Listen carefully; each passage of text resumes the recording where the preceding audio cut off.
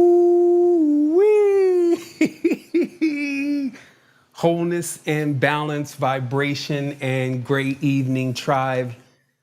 We wanted to take a moment to warm it up, to clear the space, and to just dial in. First and foremost, it's great to be here. I know some have missed me. Trust that I've been in the aether doing what it is that needs to be done, especially in these times. And it was on my heart truly to get back in the space and put some more things out there for everybody to talk about. I'm just saying that it just seems that things get a little bit dry when the creators are not creating. So we're in here and we're doing it today. This is the pre-season episode of God.Love.Money Season 2. Yes, we did it. We decided to go ahead and bring in Season 2 of what I feel like is one of the cleanest, most relevant series. GLM Season 1 was a blast for me. Like, we really went in. There was a lot of things happening in the world and we just really bought it. And this time we promised to do the same thing. And I say we because we're coming in as a collective right now. And, I first want to just take a moment, just again, to clear the space and to clear the line and ask everyone that is having the opportunity to dial in to be here now, as the most powerful idiom, or one of the most powerful idioms of our time mentioned, to be present in the space, to really remove from your mind what may have happened today, what may be happening this week, what may have happened tomorrow or could be happening tomorrow, etc. And just give yourself the space and the time to dial in this evening with the tribe. As I said, this is preseason, so we're going to be, getting we're going to have a few things happening here. We're going to introduce the crew. We're also going to bring in some wisdom because there is a tagline on today's show, Under the Pyramid. But as you know, as always, we bring in something very special, not just what is being exoterically projected in the Matrix. I also wanted to just take a moment to touch and connect, real briefly, and, just bring that energy of unity into the space. I actually may have a longer touch and connect here in just a moment, but I did want to just recognize those who know we come in with unity. We have these two outstretched hands as a proof that we won this already. And what we're here doing is we're here in enjoyment because the greatest mysteries of our time are being solved and factually proven. So just as much as the chaos that we see, there's also that much more order and that much more wholeness also happening. And I've been tapping into that. It has been great. And that's what I'm here to share with you today. So I want to also just discuss, the reason why we're here in season 2. And first and foremost, I will say that there are some great mysteries that still need to be unraveled for humanity as a whole. Like, it'll make a great change in one's life, one's existence. It will connect a person with everything that they always have been and everything that they always will be. But without those secrets and without those mysteries being revealed, it will continuously be turmoil for those who are lacking the wisdom about themselves. And that's just factual. Like, every day I see things happening, and it is for sure the people perishing because of the lack of wisdom. So we're going to be bringing in the wisdom today. I also wanted to mention that, this is, wow, I believe we're coming into 16, 17 years now. And with that, there is the beloved. There are those who've continuously been on this journey and those who are joining in, but at the same resonance.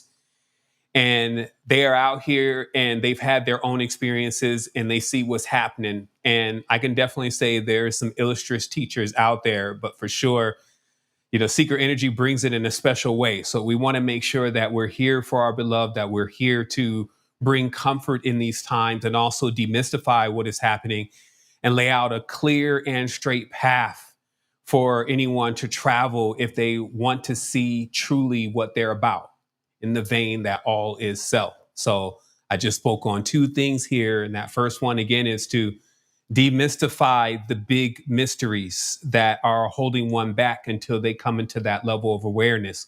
And two, to make good continuously, because we've always been transmitting, but on those that we came here to bring that shroud and bring that shield over, to make sure that they have the opportunity to bud and that they have the opportunity to grow. So that is the charge of season two. It's also not just going to be about me, as you see here, you're going to see here in a moment, but we're also going to be bringing on some guests that we feel are very instrumental to cracking these mysteries. And it's going to be many people that some have never heard of, or, they're just not the ones that everybody is, putting out there in the media, et cetera, for obvious reasons. But this will be a platform for that knowledge to come forth and for us all to go together through the process of deprogramming, right? Now, I've done it several times, but I have no problem with coming in and deprogramming again, because each time you get a layer. I also wanted to mention that we will do our best to strive to be an authentic and unbiased source of the wisdom. I can have a bit of the sharp edge when it comes to lies. And of course, I'm deep in this, so I've seen a lot of different things. I see even abuses, but you can never say everything and everyone. Those words are, irrelevant sometimes, and just trying to act like that it's only one group or it is only one kind of person, because you have so much blending and learning and all types of stuff going on, marriages and all, just a whole plethora of things. So you can never always be just absolute about a whole group of people, a whole culture, or a whole period of time. So what I always try to do the best of is basically going with what I know is either the majority or the big chunk of it, or also what other systems that I've learned over time are also saying that here's exactly how it is. And that's what we call the blueprint. And the blueprint will show you it in generally three, even more different ways of when something is correct. So if somebody brings some knowledge, we should be able to see that on multiple levels. And this is, of course, why I often speak that way. I speak across dimensions and across perspectives, so we can all see, hey, this is what they're saying about it. This is what was really going on. This is what the experience was like for others, and so on and so forth. So we don't miss anyone that's coming from a particular perspective.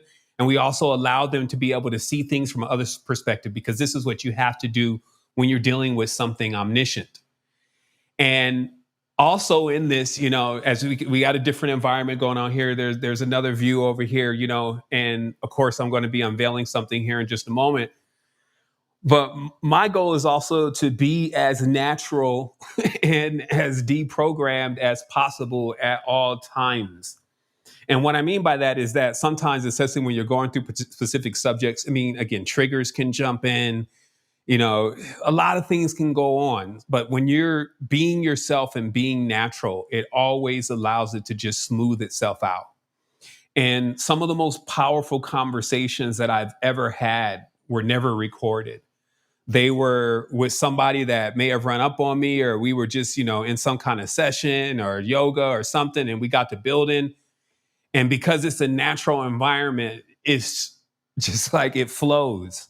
And so I've always wanted to personally capture that on camera too. That if there could be a perceived a next level of flow with how the wisdom is coming through. So, as we go through this, as this is the preseason, I have some panelists, trust that we are going through the process of getting comfortable.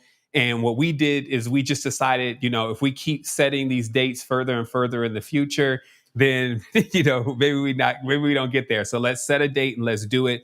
And of course, here you are, or excuse me, here we are in Now You See Us. And so who are you seeing? So in order of what I would say is somewhat of a seniority here inside of Secret Energy, which of course is the resistance. And this is just from time in, I first want to introduce, my great brother, Dominic, also known as the librarian.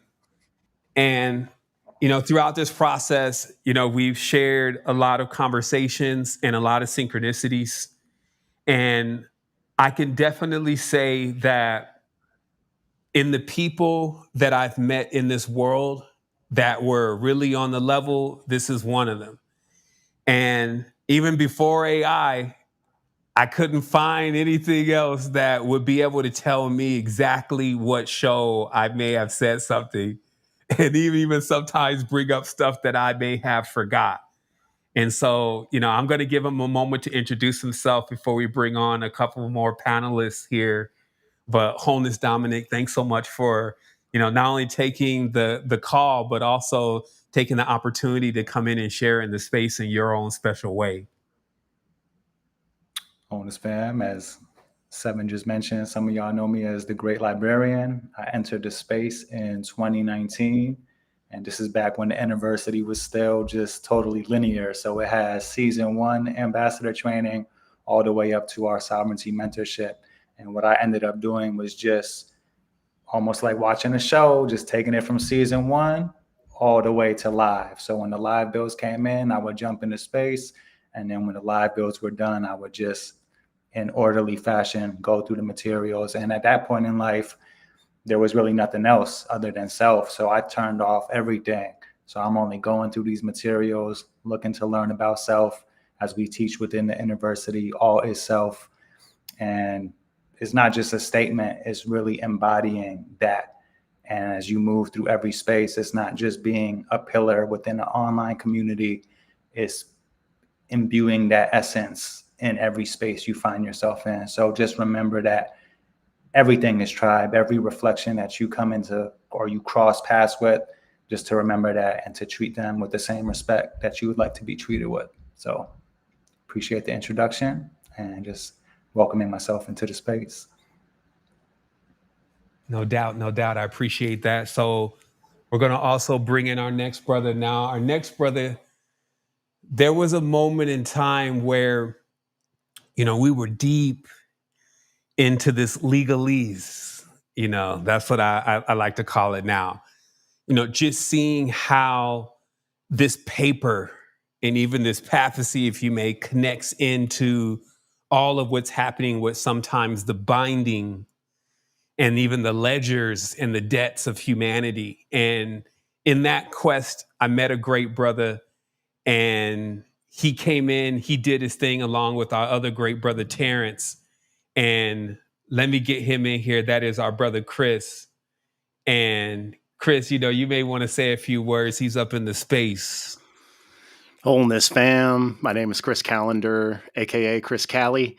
And I came into space in 2021 after watching all the YouTube videos and just said, I just got to get there live, And after just a few lives, I just said, I really hope I get to contribute one day to Secret Energy. And I kind of put that at the forefront of my projection. And so after Cosmic Law, I thought, ooh, that was a lot of fun. That was good. And then Keymakers Volume 3 comes around, and I said, of course. I mean, I'm not going to say no. So I'm here as a student. I've been a student of Sevan's. I'm a student of Dom's. I'm a student of Kamal. Or I'm sorry, I don't want to just spoil a surprise. I'm a student of Tribe and of humanity. And so this is kind of the perfect fit for me because I'm still trying to figure it out, just like everybody else is. And I'm really trying to find that balance and, say no more, because this is the space that I've really found all the kinks in the armor, but also finding all the bonds and the friendships and the path. So that's my little story. So Right, that's what it is. Now, this is extremely difficult to do. First of all, I tip my hat to both of you because, just coming in and just blam, being introduced into the space. And, there's a lot of power here. There's a lot of energy. And of course, there's the future of what we're going to also do together. And so all of that is here in this moment. So we breathe that in and it feels great. My next brother here, now, when we rolled out in the SLS, this was obviously the Sovereign Lounge session. There was a brother who came in early and, finally came forward because, he was in the space, he was in orbit. And in this process, when we started rolling, he would be coming in with some stuff, like he would be rolling it. And I'd be like, yo, this is what I'm saying about the future and why it's bright. And I wanted to take, again, just this time, let me open it up for my brother Kim. You may know him as Kamal. Like, he's also in the space, and trust, of course, that I've bought these varieties here in front of you because each person has their own technique, their own speed. But it is, again, to harness this power and these mysteries. And so, Kamal, what's good? You may want to say something. How we doing? Indeed, indeed. Yo, it is a pleasure to be here in this space with all of you, the Keymakers and people who inspire me every single day. I came into this space, kind of strangely. I was running a YouTube channel. Somebody commented secret energy under one of my videos one day. And I was like, I was like, it's weird. It's only 2 words, So I was like, all right, let me look at it, So I just happened to Google it, ended up finding the community, found everybody, and the way that you were speaking so eloquently on a lot of these topics that I feel like had been circling around my head. Sometimes we go through this activation process in our lives. We go through these spiritual journeys and we come to these points where we're like, dang, I ain't got nobody who really understands what I'm going through right now, and it was just like a mind-blowing thing to really come across, a lot of people who are on the same wavelength and knew how to speak that language. So I'm always so grateful and appreciative. Just a little bit about me. I'm a music producer. I do design. I'm a creator, and I come from a background working with bioenergetics, helping to use waveforms and sound waves to help work with healing the body and different blockages and things like that. So that's the perspective I'll be bringing. Much love. All right. So as you can see, we up in this, wholeness and balance vibrations to the tribe, the family. It's almost 600 of us in here right now. So run times, we have a strict session of time here. And, I wanted to do that just in taking some feedback from, so many that have commented about my 7-hour tribe vibes and, other sessions and, just how much it is to sit in one place for that long and listen to something. And so while I enjoy it, I do know that there's got to be some kind of medium. And that medium for us is an hour and a half. So we're going to try that. We have a sergeant of time. And what that means is there's one of us here that is actually delegated to moving things along because we also have different parts of the session that we want to introduce to you, just kind of different perspectives. We even have some time from some commercials or a commercial at least. We also have time for a question and answer session in the ending. And so we want to just be able to get all of that in, and we want to be able to get the frequency up on how many of these builds we can come in on. And that will, of course, be by how smooth it grows and, really if that time can be gauged properly. That's super important. So I just, for those that may ask, all right, so how long are these GLM sessions? This is how long they are. Now, today, we're actually going to just dive right in because, as I said, since we only have this short period and, we've already got 30 minutes into the introduction, we do really want to just dive right into the meat of, what we came with today. And, I'm going to begin with, just understanding why we called this Under the Pyramid. And of course, there was some information that was published not too long ago, maybe about a month ago now, and they supposedly found some massive pillars underneath the pyramid, and this trend across social media. And in a conversation that we were having, there came up just things like, why does the pyramid hold such a a deep level of reckoning from a lot of people, meaning that the pyramid to many people is just fascinating. So even if the story is like, hey, we found something underneath, or whether the story is even true or false, everybody looks like, yo, something's going on with the pyramid. And things like that, of course, even in occultism, I think it's way more pronounced. So whether in the reality people are looking or paying attention to the pyramid, which we see is one thing, but in occultism, you often see the pyramid in many different things, and even the knowledge coming from the pyramid in pretty much everything. And so when the simple question was asked just directly, what does the pyramid do? I noticed that there was a moment of thinking for everyone that was present when that question was asked. Now, of course, that moment is momentarily, because then someone will go into either the math of it, or someone will go into even the stories of the Anunnaki or something like this. But you can tell just like right away, there was a moment where people really didn't know. And then they had to kind of go with whatever narrative was freshest on their mind and then just regurgitate that narrative. And for something that has that much reckoning inside of a world, I thought that this would be the best thing to really start our series off with, which is not only demystifying the pyramid, but then showing step by step with things like the language and, of course, the occult, etc., how everything connects into this symbolism that's represented there.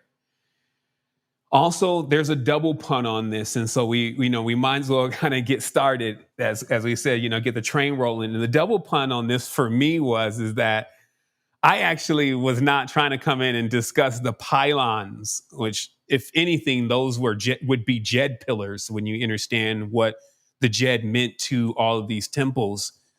But I wasn't in really the mood to come in and just discuss something like that. I thought about like a bigger pun to the whole thing, if you may, about who's under the pyramid or what's under the pyramid, by also highlighting that, especially with the new society, we do have an entire hierarchical system that is under the pyramid, literally, right? So even things in the reality saying, hey, what's under the pyramid is almost like a double pun for, hey, who's in service to what's on top of the pyramid.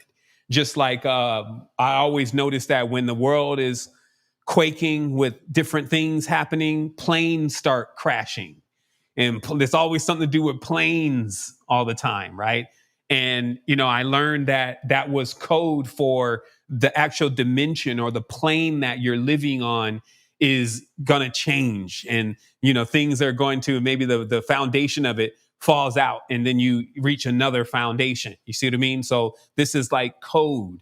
And so in this way, to me, when we talk about under the pyramid, we have to really dig deep into understanding the ancient society or the ancient culture versus the new world.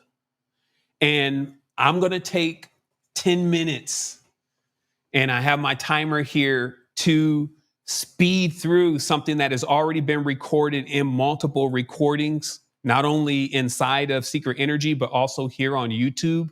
But remember, a lot of these lessons lay out in University.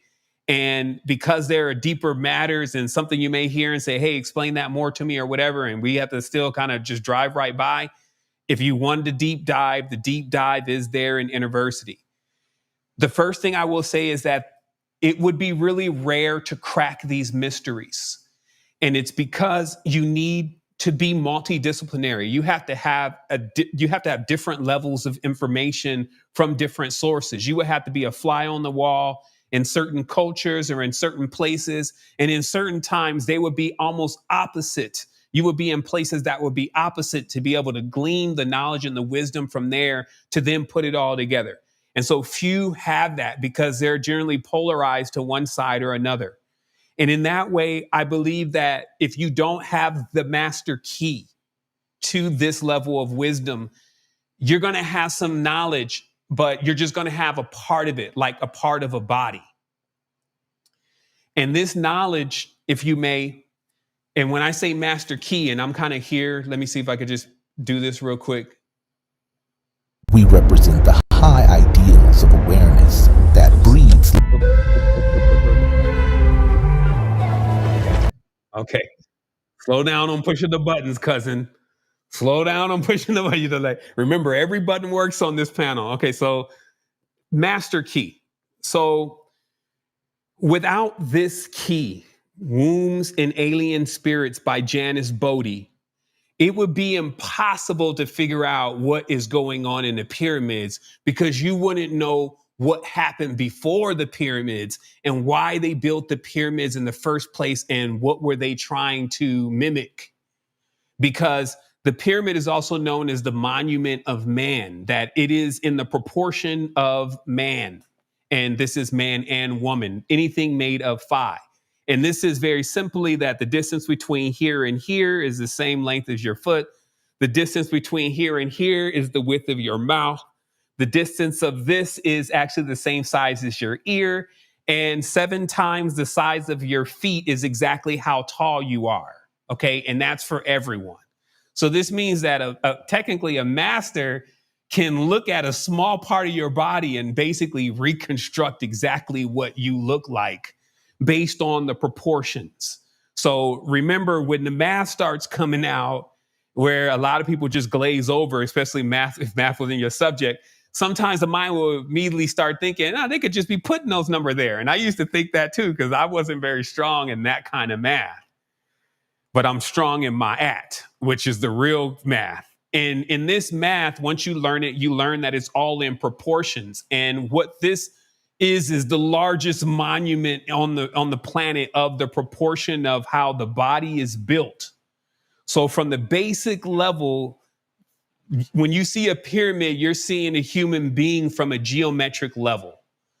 Also, when you're seeing a pyramid, and this is where the math can kind of throw you, you're also seeing a pentagram. And so thus, all of what you're seeing in the reality with pyramids and pentagram are continuously the same symbols being flashed at you. And they're being flashed at you for a very secret reason. But this is kind of like the enclave or the opening to a certain level of wisdom, that when you think about the pentagram, and they call it the blazing star. When you think about the pyramid as a word, it's saying fire in the middle.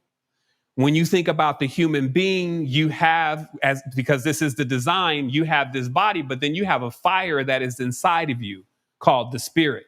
And when that fire is removed, then you go cold. So right now, inside of your temple, inside of your pyramid, inside of your star, it is blazing and on fire. Okay. So it's interesting how something that can be so simple to decode can get mixed up and just completely discombobulated, if you may. And we can't even get to that first awareness, hey, every time we're seeing this symbol, we're also seeing this symbol, and this is what it means. So what I wanted to then mention is that, so what we're talking about today, and we'll be continuously talking about, is a birthright for anyone who shows up in this body. Okay.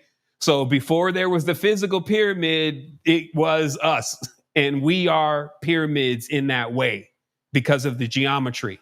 So that's what birthright means. Okay. It's not what they make up, oh, you get your parents this and this and this, but what is the universe put together? And in that, the birthright is, because you came in a phi-based body, then you have access to all of what's in this reality and realm and beyond, really, because of how the geometry works. And so a lot of times, many people romanticize the idea of even what went on in Kemet or what went on in Egypt. And in many ways, they think that if they were there during that time, that there would be a pyramid for them. And they would be deadly mistaken, because as you see, the pyramids are actually built for those who are in power, and those who are also, more than anything, in power in wisdom. Okay. And I got 5 more minutes here. When we say wisdom, what we need to start thinking about when we talk about any of these ancient cultures, especially around this area, is what does wisdom mean to them? Because if I'm like a programmer, wisdom for me is coding. If I'm a cook, wisdom for me is recipes and stuff. You see what I mean? And then there's more wisdom. I'm not being too general here, but I'm just saying that when you say wisdom, and if their word is in their language that means wisdom, what kind of wisdom are we talking about?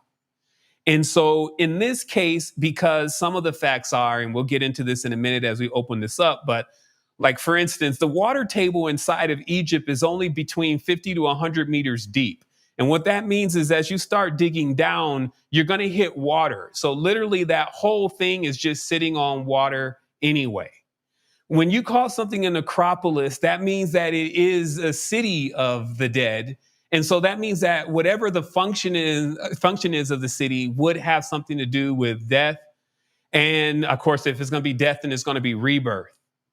And what you're witnessing is you're witnessing even the unraveling of the process, which, as I said, if you didn't have the master key, you would have no clue of what they were doing.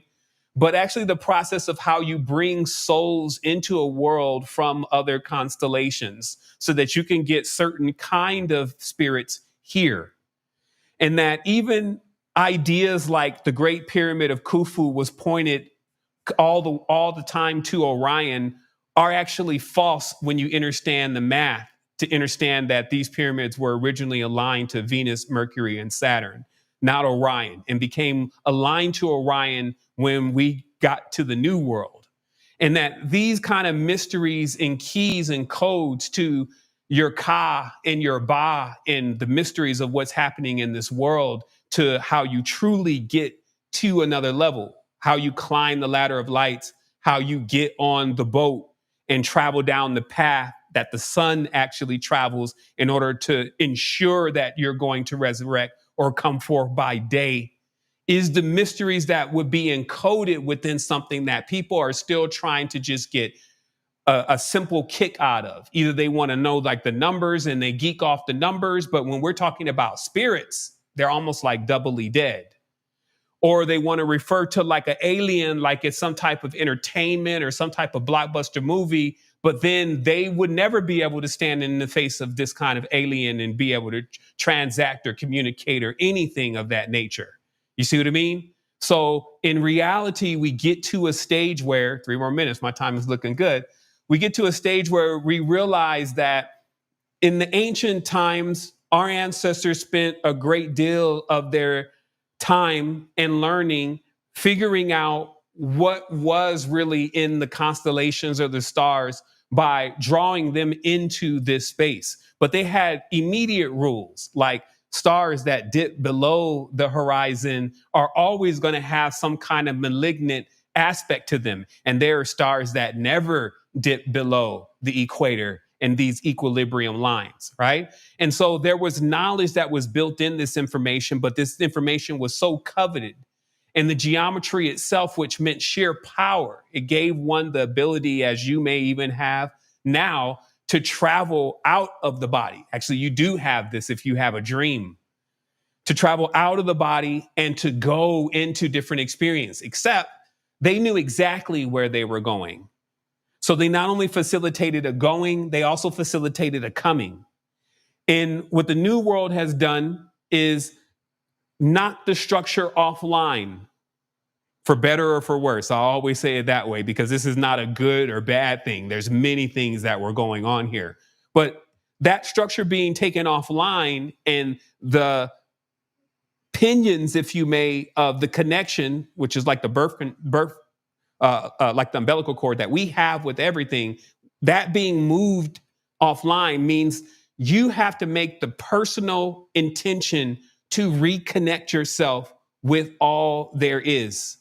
Now, that was a lot, right? And so we're going to take the next hour, I believe we have a little bit less, and we're going to kind of demystify what I said here, show some examples, maybe even kind of flip this into another perspective, and we're going to do our thing. And so we have this design almost in an awareness where we think of exoteric, we think of what even a term that I was somewhat introduced to, a mesoteric, which is more of like a blending between exoteric and esoteric. And so we're going to do that so that we can get different perspectives around this. And then also, I could take a moment, I could let it breathe, and I can actually get into some of the deeper aspects of how it's factual, what I'm saying, and that the power, again, that is embedded within these monuments, even though they can do something personally, are also embedded within you. So guys, where do you think that we want to go with this today? And, where we want to really begin with this? Like, what say ye? Kamal, you had some stuff to say. Oh man! All right, shoot. Should we jump in? I mean, we are. Man, It's already lit. I'm surprised he was able to fit all that in 10 minutes, man. Oh yeah, I mean, I could have segued a little bit better. Let me throw you the ball. Let me just throw you the ball. So, just in talk, because we got to go back Mexoteric, right? Because I kind of went through the whole vista. I gave a prelude. It's kind of like seeing the whole movie, and then we go back to the beginning again. They give you the good scene. Let's just start on when we talk about under the pyramid.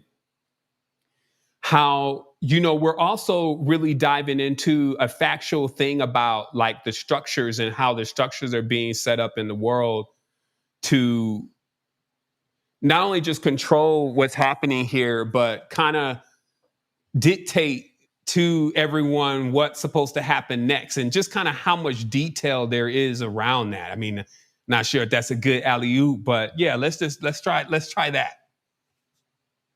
That's cool. That's cool. We'll work with that. Actually, you know what? Could you flip back to that pyramid picture for a second? For sure. Because I think we should look at this one more time, because before we dive into some of these slides that I know I got, I really want everybody who's here to familiarize yourself with the pyramids that are being shown, because we're about to see what would be like an animated depiction of what it would be to go underneath the pyramid metaphorically.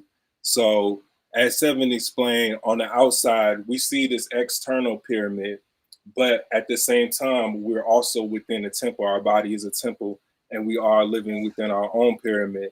And I think it's important to be able to relate the external and the internal. And being here, I'm gonna try to explain some of this mesoteric here.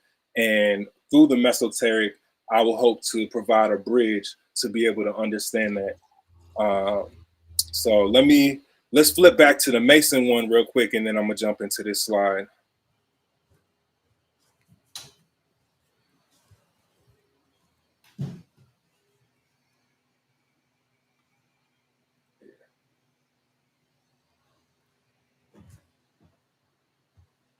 All right, hopefully y'all can see that right there. So we're looking at the power structures of the world.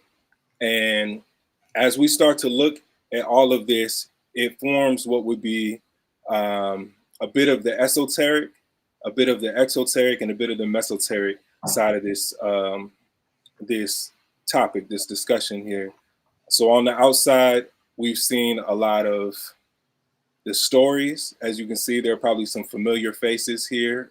You can see Joe Rogan, Tucker Carlson, different people here, World Star Hip Hop. This thing is blown up, and everybody and their mama is out here trying to talk about what's underneath the pyramids. But do they really know? So as we start to get into it, a bit of what mesoteric is about is actually being able to immerse yourself in the subject, in the topic at hand. And so in order to really look at this and go from the outside, let's look at what's going on in the field, because there's a cover story, which is what we're looking at here. This is everything that is the cover story. It's playing off of things that we may already be familiar with or know or have ideas about. Some people are even saying there are cities and things underground. And then we have people who are in the field, who are in academia. There are people who are archaeologists, people who are versed with the technology that we're seeing that is involved in this discovery. So I think a lot of people, a lot of videos and things that I've seen that are on this topic, a lot of them don't really go into the actual technology. So I just want to briefly touch on this, and then we'll get deep into it. So this is one of the official textbooks for satellite remote sensing. So for someone who would be really interested in verifying some of these findings, I would definitely take a look at this. This is by a person named Sarah Parkat. Hopefully I'm saying that right. But she's definitely a leader in this field, and she has presented some studies on the Giza Plateau and about the looting and things that have gone on throughout the years. And I would say this is a really important thing, because I think there are a lot of things that are not being talked about, especially when it comes to the looting and how we interpret what's actually going on in the pyramids. One thing about that is actually a lot. Was somebody saying something?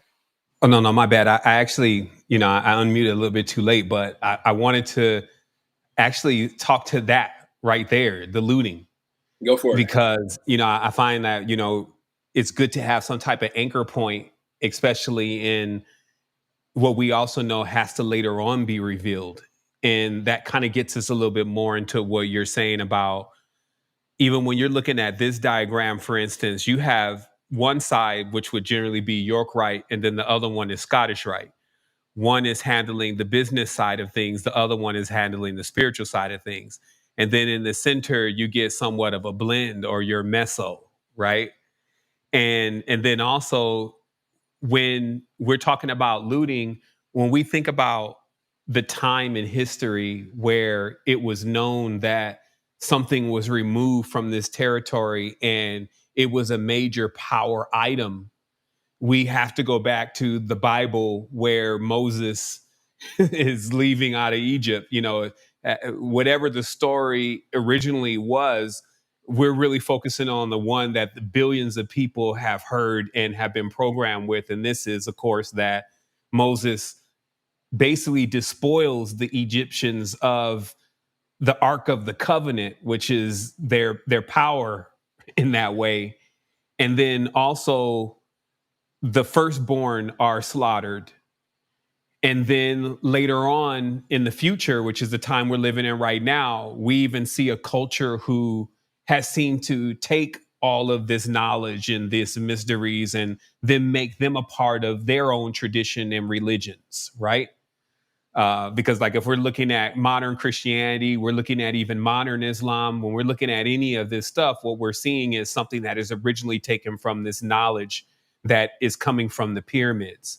And I think that it's good, probably a part to also, speak to, what this thing, because, we kind of had a conversation about this, like, what is the spiritual aspects of what this does?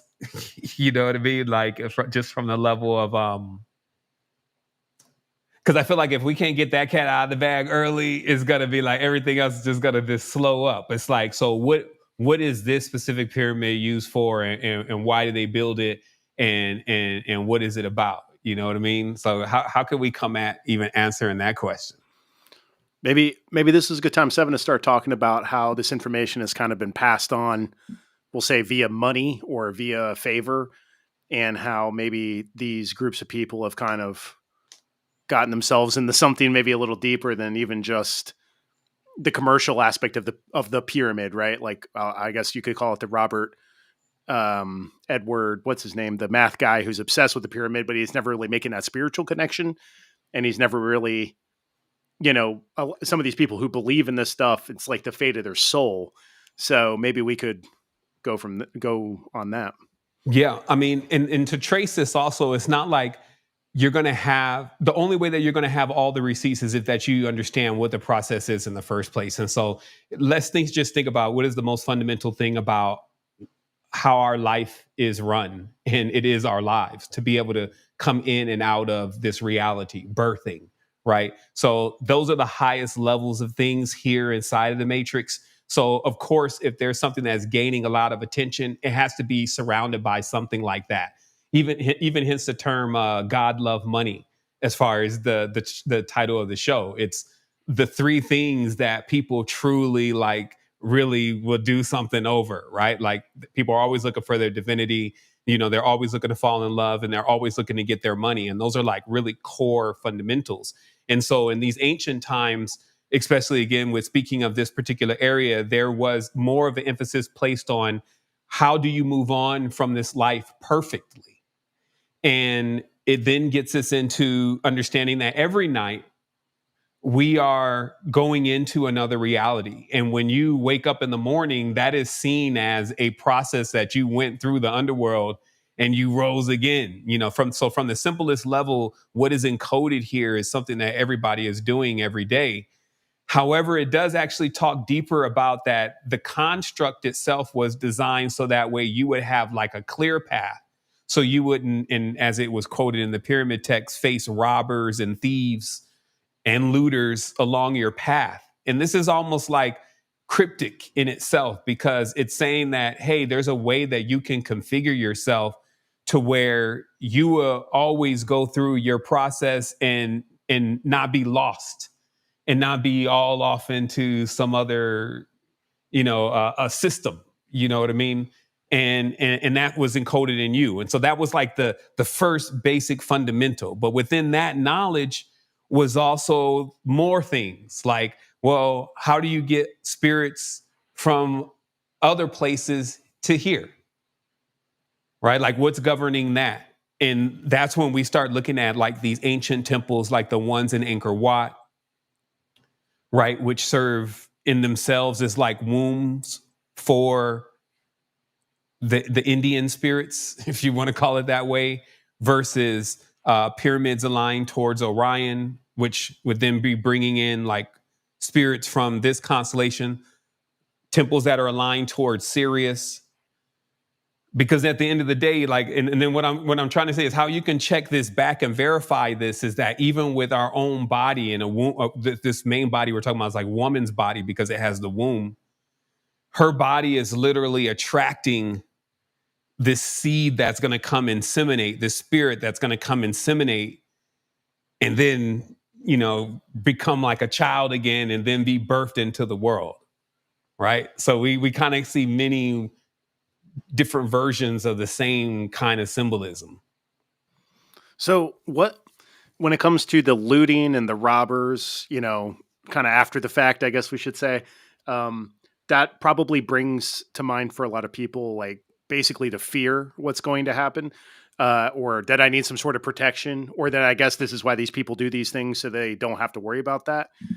Do you have any personal opinions on that, Sev, or are we still just kind of going through the? See me more. Do you have any personal opinions on? Yeah. Oh, he might be. Because you're calling me. Talking to someone. You might be talking live, Seb. All right. Sorry about that, guys. We got a little technical going on there. I just wanted to make sure that we're still connected. Yep. Okay. So sorry about that, guys. I just kind of got interrupted for a second, but let's just keep rolling with it. Let's just keep rolling with it because I did get interrupted and I kind of missed what you were asking me as a question. Oh, yeah, that's fine. I was just saying maybe you want to speak on like when people hear about robbers, when they hear about looting, they immediately probably think that there's some sort of fear aspect to this.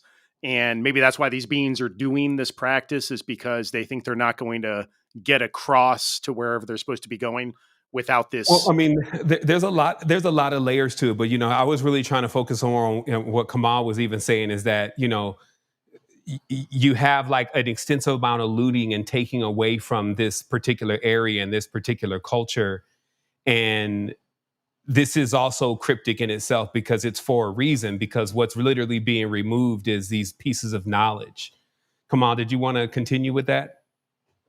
Yeah, I could definitely riff off of that. And I think, it's really important to emphasize that, like what you were saying, because there's looting on almost every single level in the Giza Plateau.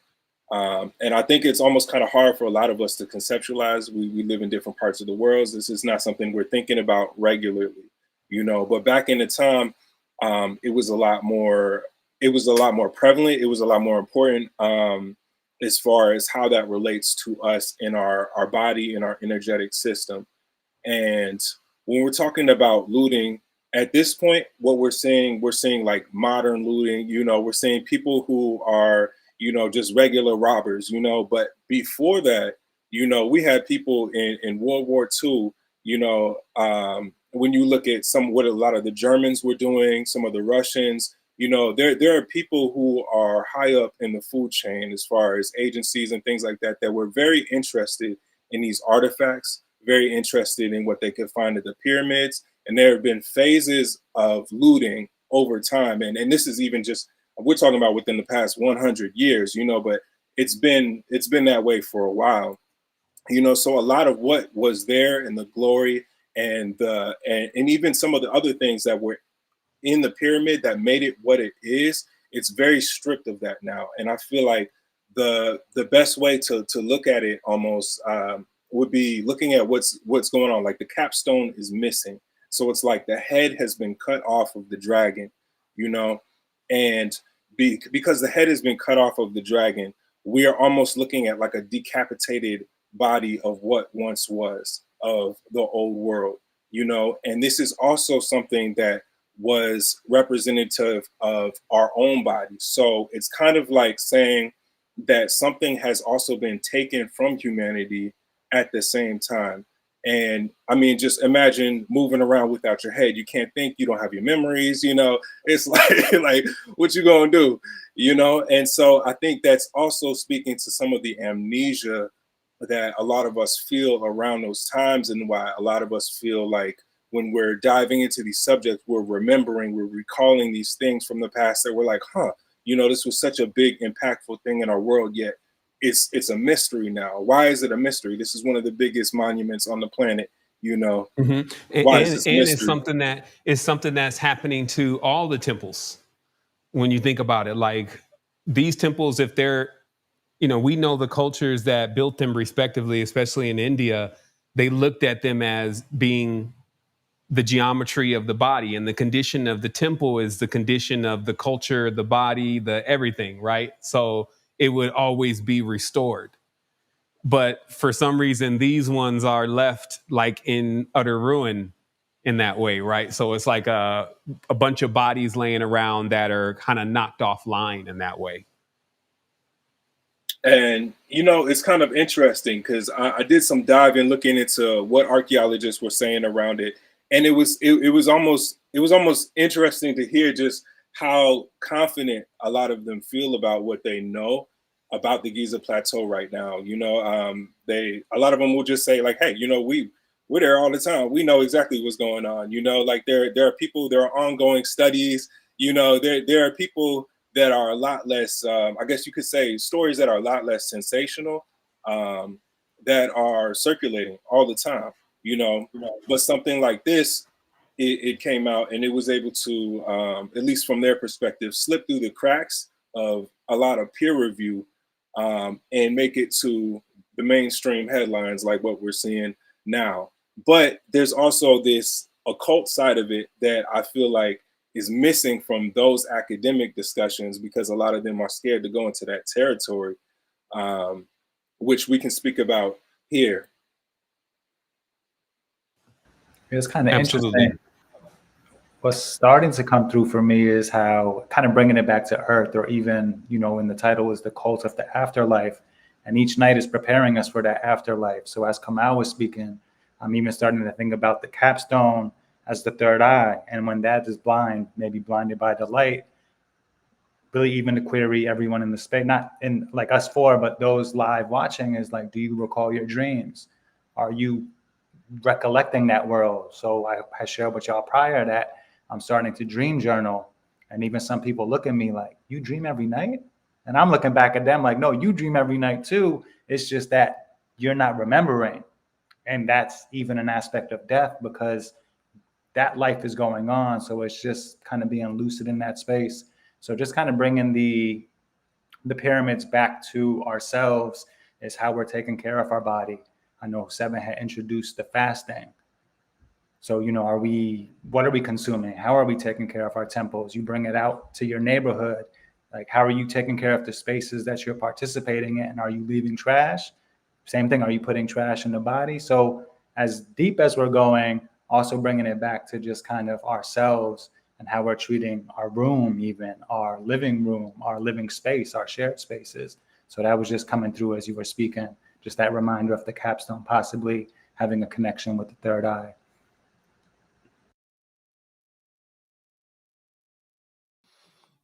You're on mute, Sev. I see right now that the train is starting to move. Why don't we take a moment, take a commercial break, and when we come forward, we're gonna dive in a lot more deeper on the esoteric side. We did, the best as we could to kind of bridge it, give some esoteric, but we also have some more stuff that we really want to bring about this.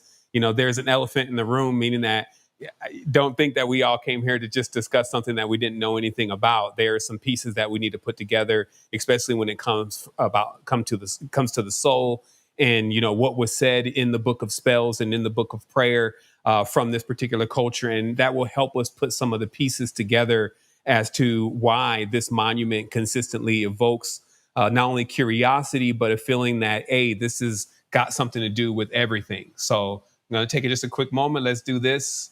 And we're going to come back in about 2.5 minutes. Sending love, wholeness. There are unknown forces that don't want us to realize what we are truly capable of. They don't want us to know the things we suspect are extraordinary about ourselves are real. I believe that if everyone sees what just a few people become when they wholly embrace their gifts, others will awaken. Belief in oneself is contagious. We give each other permission to be superheroes. We will never awaken otherwise. Whoever these people are who don't want us to know the truth, today they lose. I know what this is. This is the moment we are let in on the universe. But as we raise in vibration, as individuals do, they see more, they become more, they are more. For those who are not going to become more and bring out the best they can be, it means by joining the consciousness of the universal creator's mind.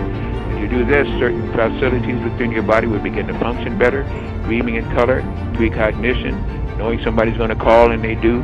All these things are showing you that you're going forth. If these things are not happening, you're going backwards. And that can be from the bad food, from being ignorant enough to take the shots, thinking that the shots can help you, and even the very air we breathe. Now they're putting chemtrails up into it, which contain titanium, barium, and aluminum, and that's bad for your body. So everything on this planet is being worked for bad. But the Creator has said, the planet has said, I want to be good. So for all of those problems, there are solutions. There's ways of cleaning up the chemtrails. There's ways, as I say, of taking out the bad things in the food, cleaning up your water, cleaning up your brain, your mind, and your soul. The thing is, you have to want to, have to be disciplined enough to do those things you know are right if you understand who you are and make this a better place.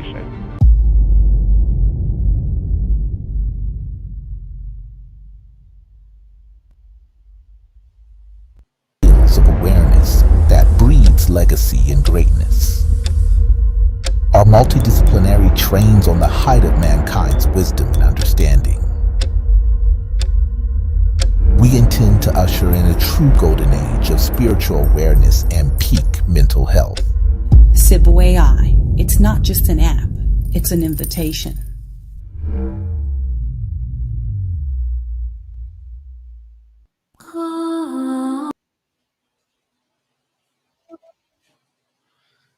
All right, so we are back up in the space, and it has been a wild time. Like, it's so much happening in the world, but we're here, we're dialing in, and we're also in the preseason of God.Love.Money. I'm here with the crew, and today we're actually building on under the pyramid and what's happening around the symbol. Now, the first half, which we can say was somewhat of a crash course into the whole thing, and then we went Mesoamerican. No, I'm joking. We went mesoteric and tried to catch a midpoint, but it's obvious that this is a network that is filled with deep levels of occultism. So in this remaining half hour, me and the brothers are going to explore these deeper aspects of what we've also learned within the text, because this is the time of knowledge and wisdom. So this means that if you have a question about something, generally that question can be answered. It can be asked and answered. And I want to first just kind of go to some of the symbolism here, because this version of the pentagram we often see within the plateau itself. And this star, as you can see, it doesn't have straight lines. It's called, or as far as a point, it's called the Seba. And it actually is a symbol of the underworld, especially when there's a crescent over the top of it.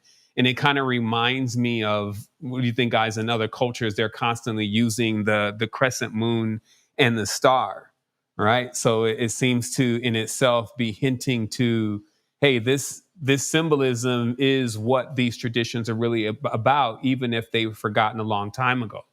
And these symbols in themselves also hearken to the process of actually getting into a reality or getting into a body.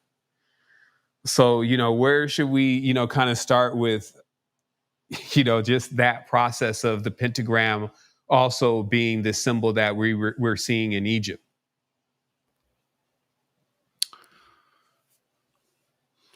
Possibly you want to talk about the Ka aspect of it and the vehicle aspect of it, possibly? I think that would be a perfect, just kind of even thinking about the difference between the two, because before we went to break, our brother Dominic was talking about dreams, right? And I think the easiest way to understand the difference between the Ka and the Ba is that the Ka is more of like your physical body, along with how you position yourself in consciousness when in reality, versus your Ba is more of the vehicle that you're using when you step into the dream world, right?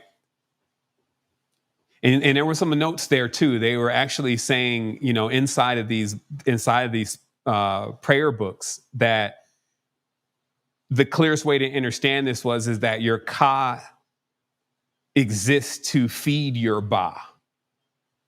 And when we think about that in the world right now, like, we eat food and it nourishes us, but then there's a part of that also goes to nourishing our spirit, right? Like, once we've refined and removed the essence of what we consume. Probably Dom, you probably got something to say about that, since you might be the cleanest of us all, So yeah, once that fasting was introduced, we had a basic fasting, which was built around our genealogy numbers. So for me being a number 2, born on the 11th, we always simplify to the single digit. For me, I'm always fasting on a Monday, and that's just a basic setup. And then more advanced, I've got myself fasting Monday, Wednesday, and Friday. And I also happen to still not be a professional volleyball player, but it's still a very kind of enduring sport where you need energy. So some people are shocked that I'm able to play while fasting, but again, through Secret Energy University, I've really been starting to reverse engineer calories, which are just really units of energy, and bringing that back to minerals and vitamins. So kind of based on where the food is being grown, the quality and the content of the soil, whether it's mineralized, is going to determine how nourishing the food actually is. So when we look at an apple, it's not really just an apple. It's kind of knowing the story of where the apple comes from. So that can even be finding local farmers markets, connecting in with your local networking. And then for me, I know we had some products introduced as far as thorn, and a lot of people in the States are deficient in magnesium. So even before you think about introducing food, it's like the quality of the content, even like the quality of what you're consuming as far as information.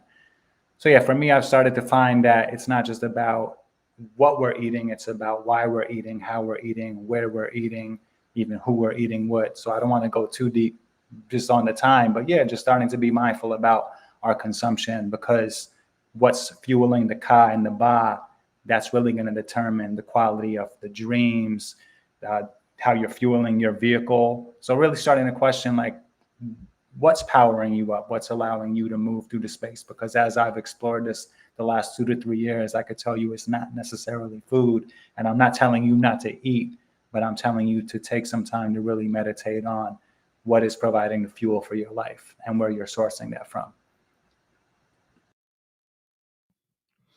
And I know, Dom, when I'm fasting, it's like my pyramid can receive the energy very unobstructed. There's nothing that's running into. It's just kind of right through. And, then the cravings start coming back. So there's that. But I often think about that, what you say about Sevan, in terms of what we consume, and that even our bodies or our lives are something to consume at the end of it, hoping it was, like, I guess, better than or what it was supposed to be, I guess. But when it comes to what you're talking about, recycling energy before, maybe you want to expound upon that, and just in terms of how maybe these beings that are controllers, or maybe they think they're controllers, are preparing for their deaths based on what they've been told, and possibly maybe that's, maybe they've only been given 50% of it as well, kind of like we've only been given 50% of it, and we're actually decoding it. We're actually figuring it out for ourselves. Maybe you want to speak on that a Yeah, little I more. mean, the whole thing, I guess that's why they use terms like hermetic, because everything that we've talked about is really just talking about a distillation process, right? Like they were even looking at the Sapphira, if you may, and what you're really looking at is like filters. And even what we talked about the cause, like gathering up, hopefully you could get some good vitamins and minerals like Dom is saying, but whatever it is that you're putting in your system is only taking the most refined version, because that's the only thing that this next version of you can really eat, if you may.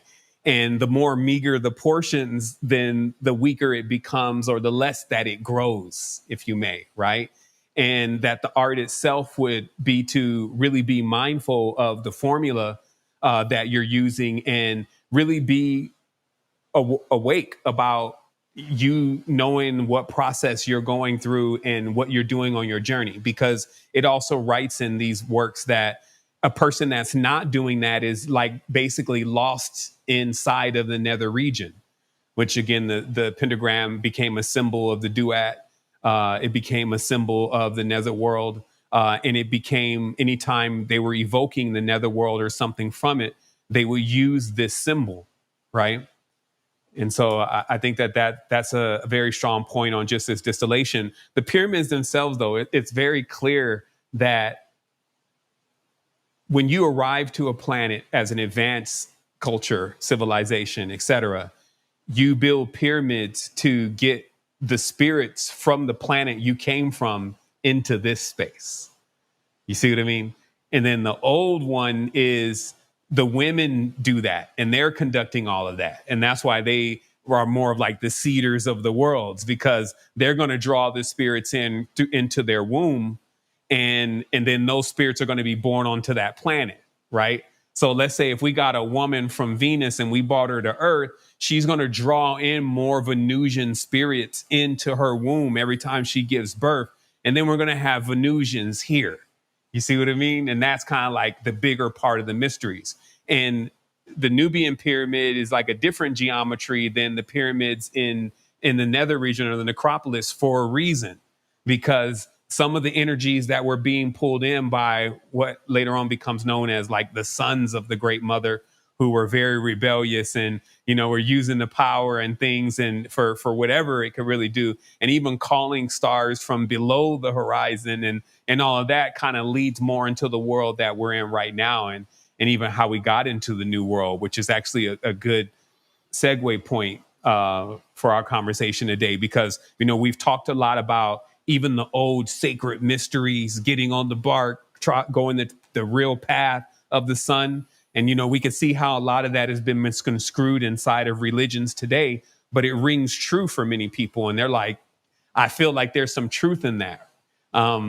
Versus when you have that as an example, you're still seeing something different than now the new world definition of how this knowledge and wisdom is being used, and even how nature and the world is being used. So really, we could break it down to the womb is the true Stargate. And for sure. And everything is based on trying to influence that to a degree to get something, out of it, I guess, It would be the most obvious also, and the most factual to prove. Like if somebody is like trying to find like the real like SG-1 Stargate, we could be on a quest, right? And that could work really well for a movie. But we need to really be able to do this. We need to be able to translate from one reality to another reality. And so there's already a system in place. And that system in place, of course, is our mothers and our women that have the wombs to bring these souls in, right?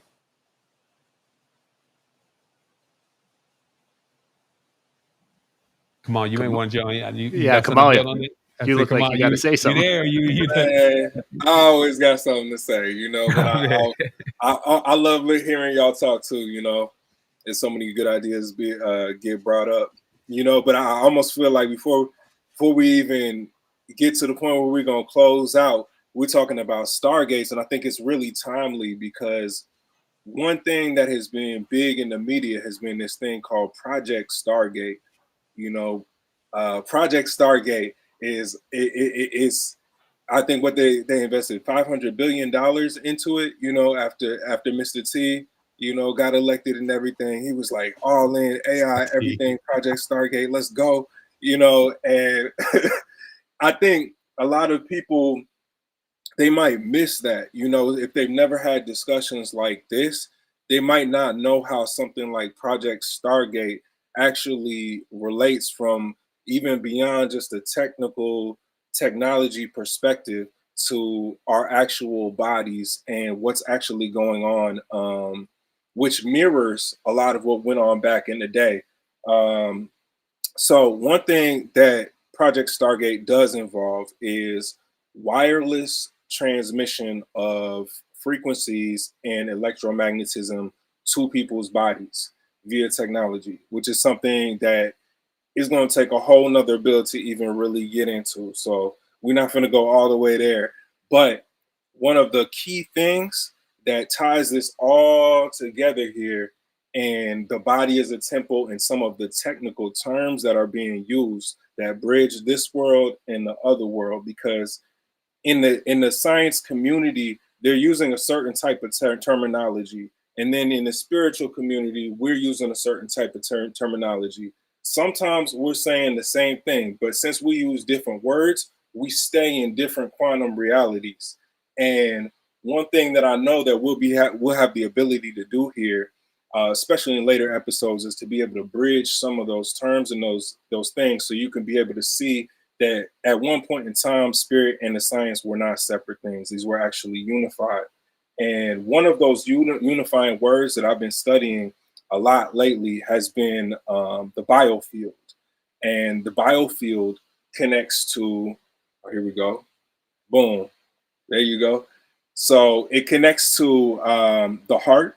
It connects to your heart fire. It connects to, as Sevan explained earlier, the connection between the fire and the pyramid. You know, these symbols, a lot of times you can verify the symbols because you'll see that they often will speak the same thing many different times in many different ways. Like what Dom was saying earlier about the apple, you know, and we can open up the apple as a symbol and decode that as a symbol of health, a symbol of health for your heart, and a symbol of knowledge. You know, as we see a lot of times, you know, apples in schools, we see a lot of apple in school imagery. They say an apple a day keeps the whatnots away and all that. But also the apple is the symbol of the torus field, which our body is made up of torus fields. You know, that's the way that energy flows throughout our biology. This is very physical, but it's also metaphysical. And so, you know, I could keep going, but if y'all want to jump in, go for it. You know, Kamal, I just want to say, I think we all saw that video of the heart unwound, that the heart is not just this thing that you can like unfold it. And all I know is that, you know, talking to you guys and doing this stuff, it helps open that. And I feel like that's maybe a little bit of a symbolism in and of the pyramid itself, that the pyramid is this very closed up thing. But really, if our heart is to be weighed against a feather, like the story goes, we got to get a lot lighter, you know? So that's why I keep coming with you guys, because it's just so easy. It's just lightness, you know? So.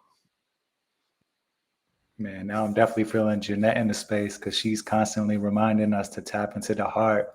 And even for me, it's like we control that heartbeat through our breath. So I know, just so we don't forget, to remind the people of some actionables, we've got like the 4 seasonal breathing, where if you've ever observed the seasons, spring, summer, fall, winter. So you've got your inhale. Once you're done with your inhale, you want to hold up at the top. You want to exhale, bring it down low, and you want to hold at the bottom. So that's just something that throughout your day, if you feel like the monkey mind is racing, you can always come back into the heart through the breath. And yeah, just what Sevan mentioned earlier is like a lot of this was planned, but a lot of it is really flowing through naturally. And at the beginning, I was a disbeliever in where you can get those genuine conversations on camera, but man, y'all are turning me into a believer.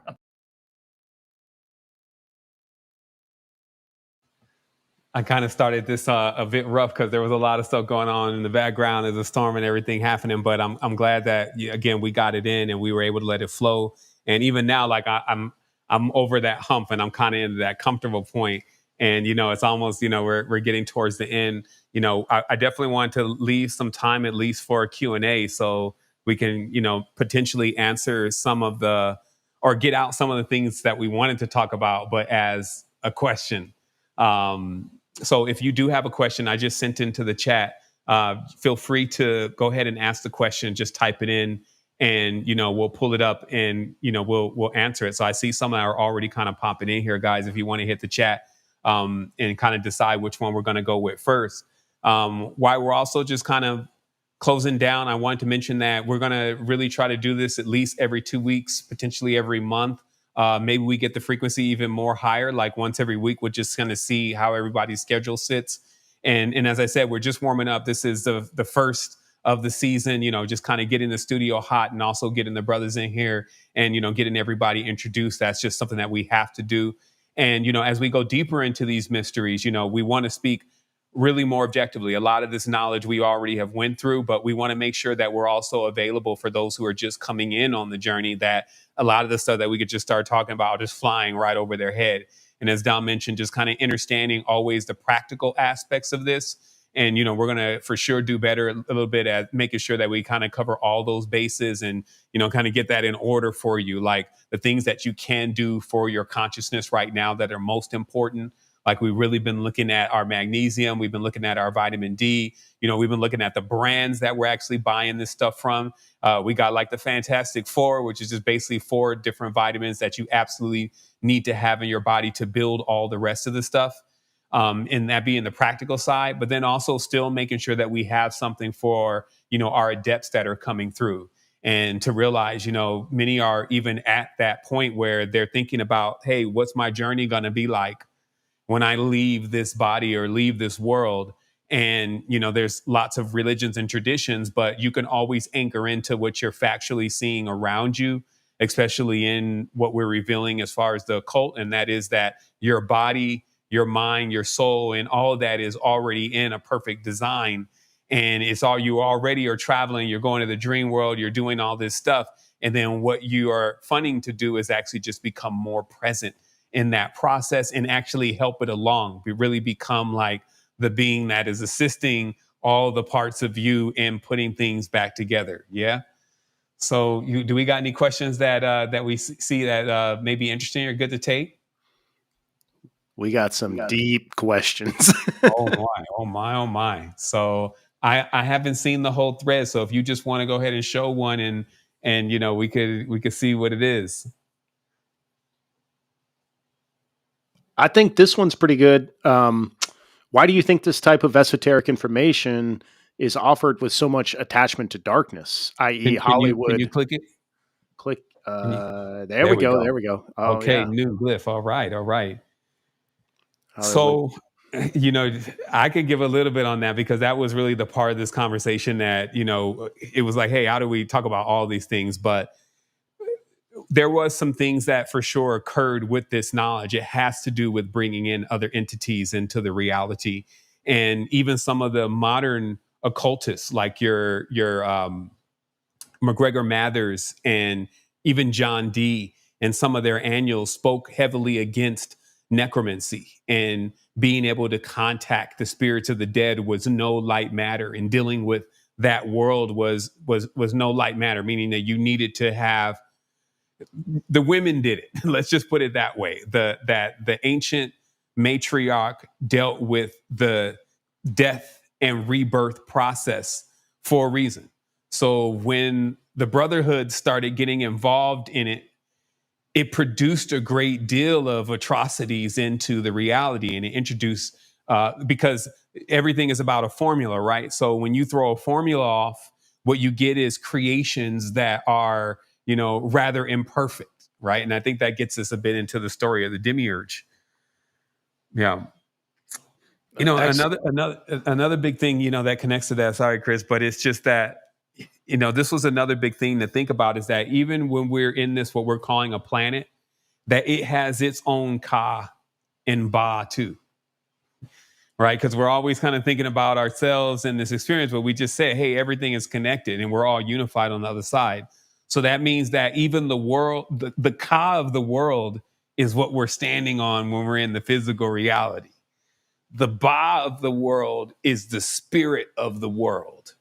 And when something dies here, it's transmuted into the Ba in that way. You see what I mean? So all of that stuff, you know, when getting construed wrong, also feels like, you know, a lot of people are scared of the dark. They're scared of going to death. They're scared of that whole process. And they put like, you know, all of the fear that's around that. And I think a lot of that is justified if you're living a very crazy off life, because that means you just have a lot of projections and energies that are on your field that can produce a lot of different distortions when you're in a space that is very similar to your dream, right? Excellent. I don't see Neo's question. I'm sorry if you can put that back in. There was another one I was trying to click on about. Somebody basically just said, I didn't hear the part about what's under the pyramid. And part of us is trying to get you to come back for the next episode, but maybe you want to just recap what's under the pyramid. So if I can find that question, I'll click it. Yeah, I mean, I think from you want to go at that, Kamal, from everything that we've discussed today, you know, from the different variants of what's under the pyramid.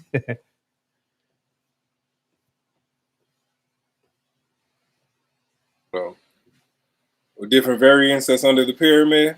Yeah, I mean, because the person is saying, "Hey, I didn't actually hear what was, you know, basically the answer to the question was under the pyramid." And you know, of course, what we were saying is metaphorically, it's saying something. Yeah, I think it's a bit of both. You know, I think part of what we were doing here today is also helping you navigate from the exoteric to the esoteric. You know, Yes. helping to see what's going on externally and what's going on internally. So if you could look at it in the simplest terms, I would look at it as the external pyramid is everything that you're hearing about right now. The internal pyramid is what really matters, which is about packing up your body, packing up your soul, packing up your spirit in order to be able to make it through this journey. For sure. I like this one right here too. Someone said, what are the implications of the change of guard and the papacy? You know, that's just kind of closing it down.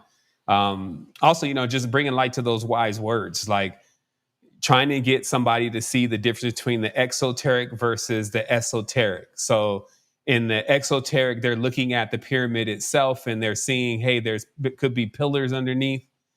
And what we're saying, like, I think this was another good depiction of what they think is happening. This is actually a perfect picture of what a orgon. There's some organs that are designed exactly like this with the copper rods hanging out the bottom. But there's one right there. That's a nice one right there. That one's actually tuned up. I think I had another image of somebody that just shows like, hey, when we're building orgon, before this whole revelation, we always built them with these copper rods hanging out of the bottom because that's needed to put the electromagnetic field and draw it into the earth. Here it is right here. I'm going to throw this up real quick, guys. And so what we're also saying, though, is that, but this is a body. So these are the legs, if you may. And even deeper in the book itself, and this is the pyramid text, it mentions that basically the body of Osiris is inside of a tree, and then the tree is cut and then made into a pillar.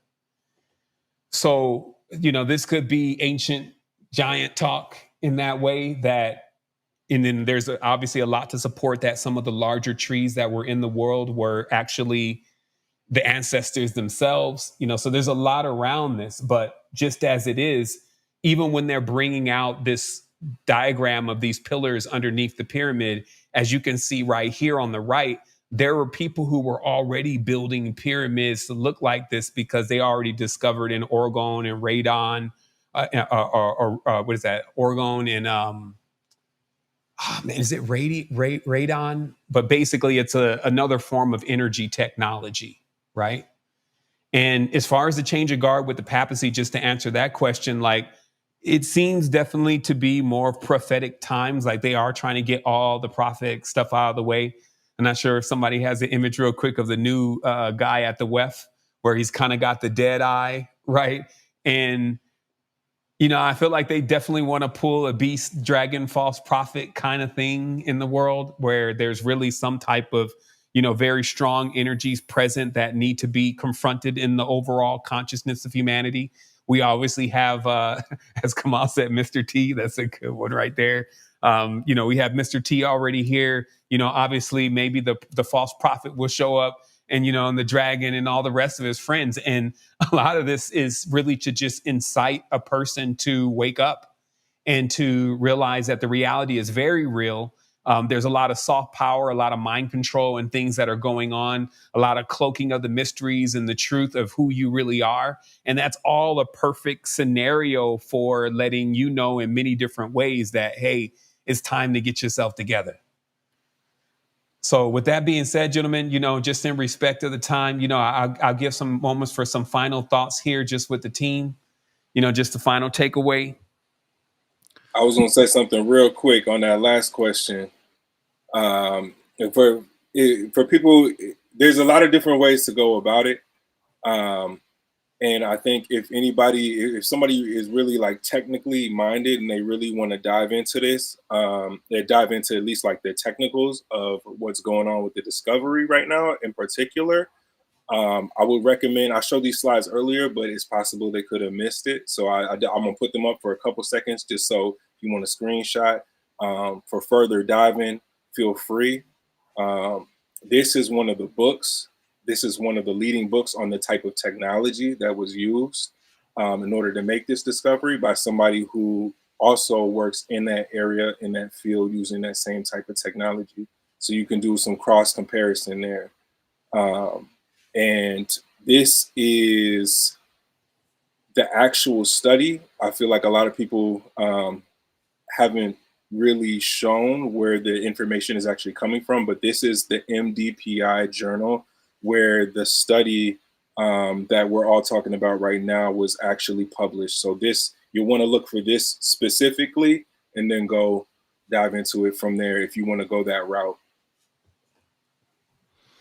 Nice. And the only thing I was going to comment on is, a lot of the stuff is like Sean Lee says over here that hearing about these things makes me anxious and I feel as I'm not doing these things necessary. And, one of the things that they always show us in the media is that joining this group of people who I guess we showed in one of those slides of the Freemasons climbing the ladder, they always promise that somehow when you get to the top of this ladder, you're not going to have fear anymore. That if we could just remove this fear, you will somehow be relieved of all your problems. And all I can say is like the secret energy really is the real no fear catalog of people, because it's taking into account what's actually going on. And we're not just blocking stuff out. We're actually trying to figure it out. And so to me, it's like, if you're a little bit scared, if you're a little bit anxious, you're kind of on the right path, because that's kind of calling you forward, and that excitement and that friction of the fear is kind of pulling you forward. And so I would just say you're in the right place, Sean. And, I feel like I'm in the right place. I feel like tonight was awesome and everybody in the chat seemed to have a good time. And I think we're just, all figuring out together, and we don't have to have egos about it. We don't have to feel any particular type of way about it. But if you are feeling kind of scared, that's fine. Like, you know what I mean? That's kind of part of the process. And I know when we listen to Sevan, I know we're all students of him, but when we take that back in our own lives and we kind of commit to, okay, I don't know what's going on, but I know I'm not going to fall for that. I know I'm not going to polarize with that. You're on such a better path than I don't want to say than the average person, like they're somehow lower than us, but it should really help us with a lot of that fear. So that's all I would say to Sean, my 2 cents. And maybe Dom wants to say something again.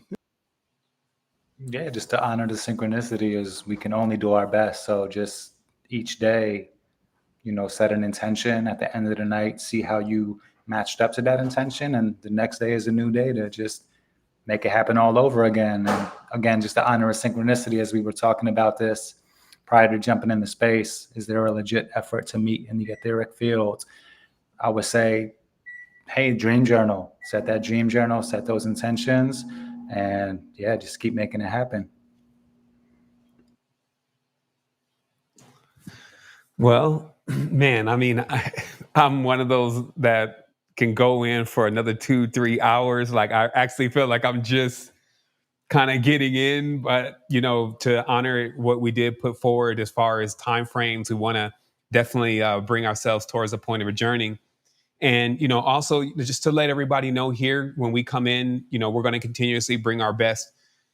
We have so much ahead of us, because not only have we been able to explore these mysteries and come to a lot of factual proofs about what's going on, we've also been able to meet an incredible family and continue to join together here across the world with those who have that vibe of knowing that they are everything that they need. And that's one thing that you should understand about, like, lots of, like I said, nobody had it wasn't a pyramid for everybody. You were already inside of one. Even in the new world, a lot of these secrets were being sold. Tickets to heaven were being sold.